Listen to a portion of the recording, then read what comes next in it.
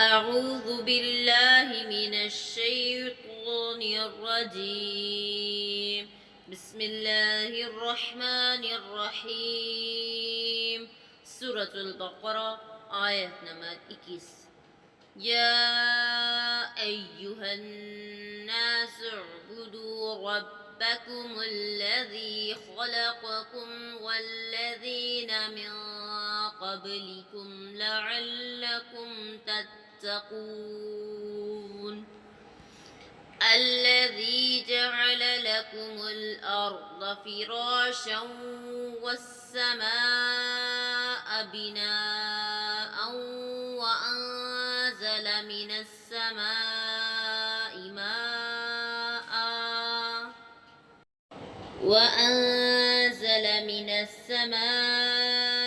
ماء فأخرج به من الثمرات رزقا لكم فلا تجعلوا لله أندادا وأنتم تعلمون.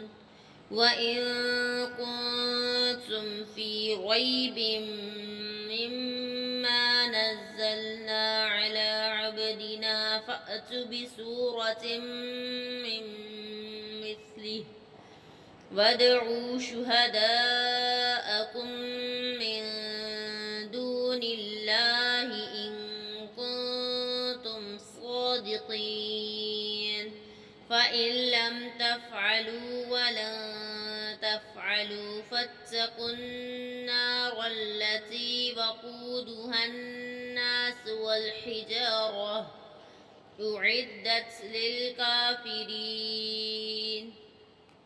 وبشر الذين آمنوا وعملوا الصالحات أن لهم جنات تجري من تحتها الأنهار كلما رزقوا منها من ثمرة رزقا قالوا هذا الذي رزقنا من قبل وأتوا به متشابها فيها أزواج مطهرة وهم فيها خالدون.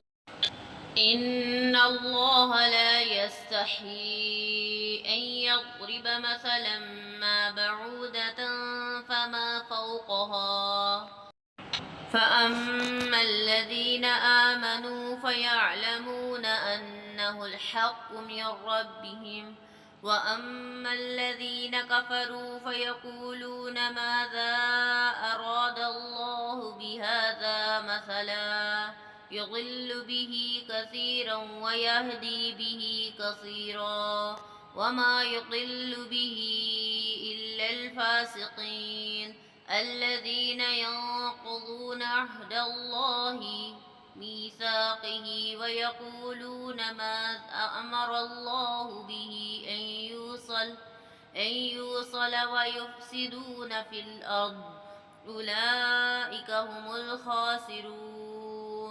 كيف تكفرون بالله وكنتم أمواتا فأحياكم ثم يميتكم ثم يحييكم ثم إليه ترجعون.